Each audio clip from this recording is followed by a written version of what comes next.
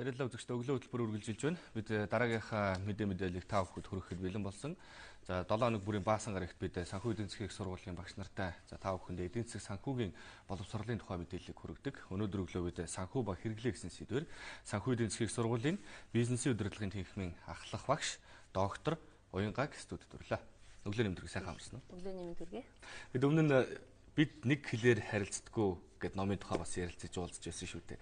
Тэр энэ удаа бол тэр номонд орсон бас нэг санхүү ба хэрэглээтэй холбоотой. Ер нь бол бид хүн болгон одоо нэг ер нь бол 21-р зууны технологи хөгжсөн, мэдээлэл технологи маш сайн хөгжсөн байгаа учраас интернетээр, телевизээр хаасайг одоо юмнаас санхүүгийн тухай мэдлэг боловсролыг авдаг болсон байна л да. Гэхдээ бас нэг одоо талаараач гэдэг юм уу учир дутагдал байгаа. Нэгдэлийг болж өгдөг үү те. Цаанаас л нэг л болж өгөхгүй байгаа юм л да. Энэ нэг одоо яг нэг шалтгааныг та хэлж өгөөч. Аха. Тэгэхээр хэдийгээр технологи хөгжөөд бид нар бүхэл мэдээллийг авч болж байгаа ч гэсэн яг энийг хэрэглээд байгаа шийдвэр гаргаад байгаа хүн хин юм бэ гэхээр би өөрөө байгаа байхгүй. Хэдийгээр ухаалаг гар утас хэрэглэж байгаа ч гэсэн ухаалаг утас миний өмнөөс шийдвэр гаргахгүй. Яг шийдвэр гаргаж байгаа нь би. Тэгэхээр би өөрөө хин бэ гэдгийг хамгийн түрүүнд мэдчихэж бид нар хэрэглээгээ зохицуулна те. Тэгэхээр энэ Эрдэнэтэд төдсөн байгаа юм л да. Ер нь хүн ухамсарт ухрлынхаа 98% нь шийдвэр гаргадаг. Зөвхөн 2% нь шийдвэр гаргадаг. Тэгэхээр бүгд одоо 98% нь 70 ухамсарт оршиж идэг гэсэн үг байна л да тийм. Тэгэхээр ерөнхийдөө худалдан авалтынхаа 95%-ийг ухамсаргүйгээр хийдэг гэж. Жеральд Зельтман гэж одоо Харвард их сургуулийн эрдэмтэд хэлж байгаа юм л да. Тэгэхээр ухамсар гэж ярихаар одоо хоёулаа ингээл яриа сууж штэ. Гэтэл хоёулаа дээр ярьжсэн штэ. Хүнтэй ярьж байхдаа бие хааж болохгүй гэхэд яг энэ моментод хоёулаа ингэсэн сууж. Хоёул бие хаацсан сууж тий. Тэгэхээр яг худалдаа авалт хийж явах үед би яг одоо юу хийж байгаа вэ гэдгийг ухамсарлаж гин үгүй юу. Тэгэхээр яг нөгөө айсберг гэдэг нөгөө юу гэдэг чинь мөсөн уулын зөвхөн дээдл нь харагддаг, доотлол нь харагддаг тий. Тэр 98% буюу одоо худалдаа авалтын үед бол 95% гэж байгаа юм л да. 95%д нь бид тэр доор байгаа ухамсар дээр ухамсаргууд одоо тэр төвшин дээр худалдаа авалт хийж байгаа гэж үзээд байгаа. Тэгэхээр санхүүгийн хэрэглээ гэдэг дээр би надад энэ яг хэрэгтэй юу гэдгийг аягуулсаа ухамсарлах хэрэгтэй гэж үзэж байна. Тэр 95% ухамсарыг яаж сэрэх вэ? 95% ухамсарыг ер нь өөрийгөө ойлгох хэрэгтэй болж байгаа юм л да. Яагаад гэхээр бид нарыг одоо яг энэ зүйлийг худалдаа авах тэр шийдвэрийг гаргуулахын тулд маркетрууд ажиллаж байна. Бүхэл бүтэн том мэрэгжил ажиллаж байна. Улс төрчид ажиллаж байна. Энэ одоо нэг туршилт өгдөг штэ. Энэ хүнийг энэ дэлгүүрээр ороход ийм бүтээгдэхүүнийг яг худалдан авахулна гэж маркетер урьдчилан төлөвлөөд өнгийн, дүрсийн, хөдөлгөөний одоо явж байгаа замын заагаад өгөхөд тэр маркетруудын урьдчилсан тооцоолсон байдлаар тэр хүн худалдаа авалтыг яг хийсэн байдаг. Энэ бол бүр бодит туршилттэй.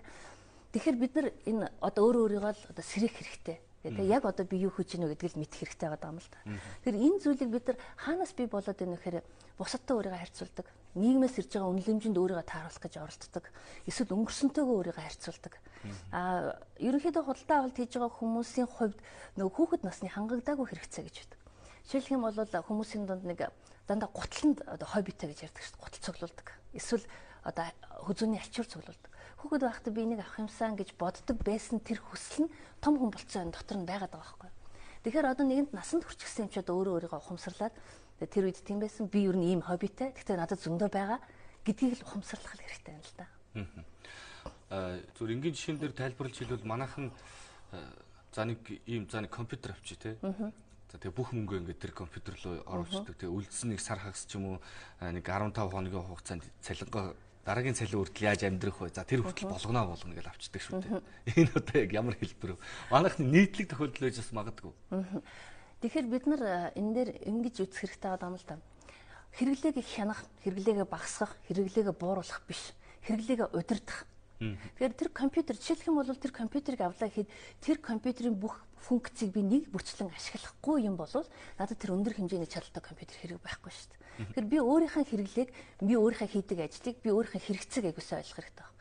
Надад бол Word, Excel ойр зүрийн програм байхад болно. Би энэ компьютер дээр Google-тэй кино гээд янз бүрийн дуу бичлэг хийхгүй бол одоо хэрэглээ байхад болно гэдгийг мэдчихэж байгаа бол компьютерийг худалдаа авахдаа заавал үнэтэйг нь тэр хүн тиймийг авцсан учраас би адилхныг гоёыг нь гэх биш миний хэрэглээ хэм билээ. Би өөрөө хэм билээ гэдгийг их ойлгох хэрэгтэй байгаа юм л да. Өөрийгөө удирдах гэхээр одоо яг санхүүгийн чиглэлийн тэр ухамсарыг одоо яг яана гэсэн үг юм болоо. Тэгэхээр ингэсэн үг л да. Жишээлх юм бол би энэ жижигхэн тооцоож үзлээ л дээ. Нэг их одоо Монгол хүн амны бэлгээр гэдэг. Бүр их одоо өөрийнхөө одоо наслалтыг ингээд тооцохоор надад нэг 40 хэдэн жил үлдсэн байна. Тэр 40 хэдэн жилийг өдрөөрөө үржүүлэх юм бол надад нэг 15 мянган өдөр үлдсэн юм байна. 15 мянган өдрөө би цагаараа үржүүлээд унтж байгаа 8 цагаа хасчихаар надад ерөнхийдөө 200 хэдэн мянган цаг л үлдсэн байна. За 15 мянган өдөр амьдрий гэдэг бодъё л да. Тэгэхээр миний өнгөрсөн хугацаа бас нэг одоо 40 жил байгаа шүү дээ. Тэгэхээр энэ хугацаанд би яг юу хийж бүтэв? Одоо би цаашаа яах юм бэ? Гэдгийг би одоо тооцоолоод тэгээд нөгөө хүн болгонд ирээдүрөө чиглэсэн найдангуй байдаг. Одоо хүртэл би юу бүтэв? Цаашаа би юу бүтээх юм? Найдангуй би expectation хүлээлт гэж байгаа юм л да.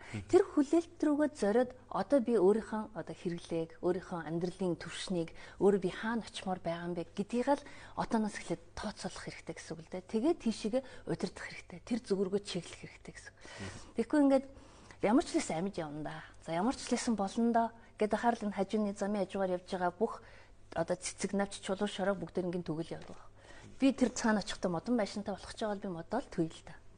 Тэгтэл хажуугаар байгаа за юу ч гэсэн энийг гэдгийг л бэлэн маргаан. Тэгэхээр өөрийнхөө одоо цаашаа одоо зорилгоо богино хугацаанд би яах юм? Тэр богино хугацаа маань дунд хугацаанд яаж очиж үйлчлэх юм? Дунд хугацааны зорилго маань урт хугацаанд яаж очиж үйлчлэх юм? Би ер нь хэн болох гэдэг. Ирээдүгөө төлөвлөж ийн гэсэн. Тэгэхээр энэ маань төлөвлөн. Тэгээ төлөвлөсөн юм чи одоо удирдах шүү дээ. Төлөвлөгөөнийхээ дагуу. Төлөвлөгөөнийхээ дагуу удирдах байгаа юм чи одоо энийг буцаа хянана. Хянаад хэрэгжилт нь ямар байна гэдгийг дор тооцоолж байгаа. Тэгэхээр энийг бид нэр ингээ тоо хийгээд ухаалаг гар утсан дээр ингээ тооцоолох юм бол өдөр тутамд ингээ аяг их тооцоо гарах байх л та.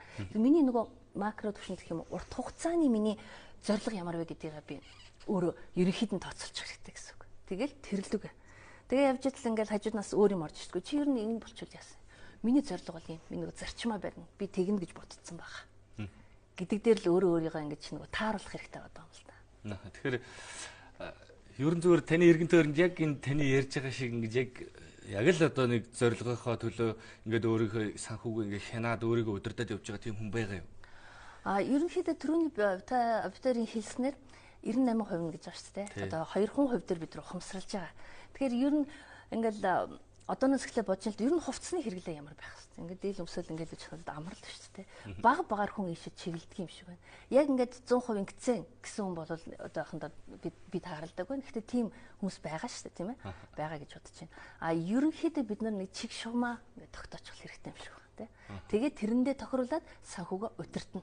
Бид нар нэг хэлж байгаа өгөө хүртэл тооцоолохгүй бол хянана, багасгах нь, тооцоолно гэхэр л өөрт ингээд дарамт ирээд байгаа байхгүй. Өөрөөр хэлбэл хүн юу сонсомоор байна, юу хэлмээр байна, тэр л өгөөрт ирдэг. Зөв чистэ юу гэдэг ухаантай болохоор ч санхүүг чадахгүй байна. Гэх юм бол хүн би ухаантай юм байна гэж ботчих шүү. Тэгвэл чи ухаантай учраас чадна. Би ухаантай учраас би ирээдүгөө төлөвлөж чадна. Одоо өөрөө өөртөө л ингэж өдөр тутамд хэлнэ гэсэн үг л дээ. Өөрөө өөрийгөө зөв чиг рүү чиглүүлнэ гэсэн.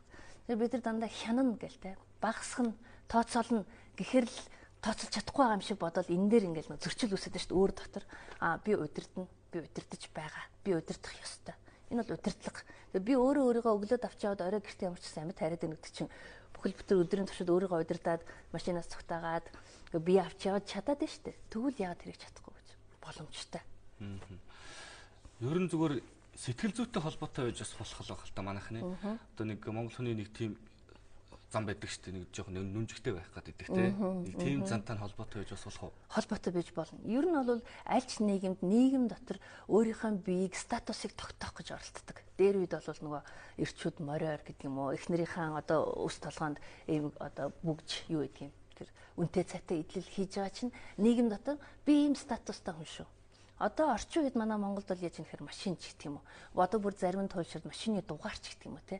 Гар утасны дугаарч гэдэг юм уу? Тиймэрхүү юмар ингээд нэг юм ялгарх гад оролдоод байна гэдэг чинь нэр хүндээ тогтоох гэдэг нийгэм дотор байгаа статус байхгүй. Тэр тэрүүгээр тогтоох одоо орчин үеийн шинжилгээ ухаанаар юу гэж үзэж байгаа вэ гэхээр тийм эд зүйлээр өөрийнхөө нэр хүндийг нийгэм донд тогтоох гээд оролдоод байх тусам өөртөө итгэлгүй байдал өндөр байна л гэсэн үг.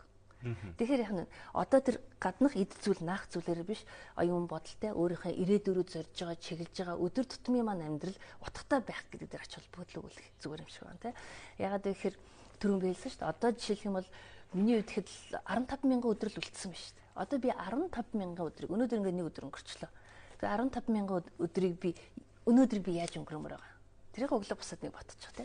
Орой очиод 2 өгүүлбэр өнөөдөр инглээ. Нөгөө нэг зорилго руу чиглэж гин үгүй тэрийг нэг харчих. Энэ дээр нэг 3 минутын л асуудал. Тэгэхээр иймэрхүү байдлаар нөгөө өөрийнхөө ухамсарыг байнга сэргээж авах хэрэгтэй юм л да.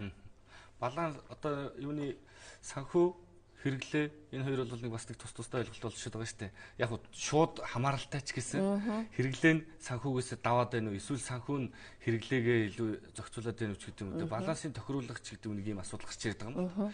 Тэгэхээр яг нөгөө тэнцвэртэй аль эсвэл санхүүгээ илүү удирдах хэрэглээгээ одоо яг нөгөө өөрөө яг бүгдийг захирч чадах тийм ямар одоо юу гэдэг юм дээ шалт гарах гарцын л хайгаад байна л да. Ер нь бол өнөөдөр бидний нийгэмд бид нар яасан гэхээр ирээдүгээс зээлж амьдарч байна. Хүн болгон байрны хийсэн гэдэг тийм. Тэгэхээр би 5 жилийн дараах миний амьдралыг би өнөөдөр хэрэгжилж байна гэсэн үг. Тэгэхээр нийгмийн тогтолцоо маань өөрөө ийм. Хүн өнөөдөр амьдарч байгаа хугацаанд дата тухтай орчинд амьдармаар байна тийм. Тэгэхээр би тэр өрний төлөө амьдраад ах юм бол миний амьдрал яаж л усах вэ? Яг тэр нэг талаар юмс одоо банкны зээлтэй байна гэдэг нөгөө талаар миний санхүүгийн хэрэглээг хянах сахилга бат маань болж өгч байгаа. Энэ бол бас нэг талаараа зөв. Нөгөө талаар би тэр одоо энийгээ тооцоолох хэрэгтэй. Би энэндээ төлөх хэсэг нь байна. Яг олсон мөнгөөр өнөөдөр би ашиглах хэсэг нь байна. Би өнөөдөр зугаалах одоо гадаад дотоод явах юу гэдэг сайн сайхан юм үзэх өөрийнхөө оюунд хөрөнгө оруулалт хийхийг тэр зүйлтэй зэрэгцүүлж хийх хэрэгтэй. Энэний тулд би өөрөө л тооцоолох хэрэгтэй болоод байна л да. За баярлалаа. Бидний ярилцах хугацаа өндөрлөж байна. Үзэгч та бүхэнд өнөөдөр өглөө санхүү эдийн засгийн их сургуулийн бизнесийн удирдлагын хийхмийн ахлах багш доктор Уянга мэдээлэл хүргэлээ. Баярлалаа ажилтан амжилт. За баярлалаа.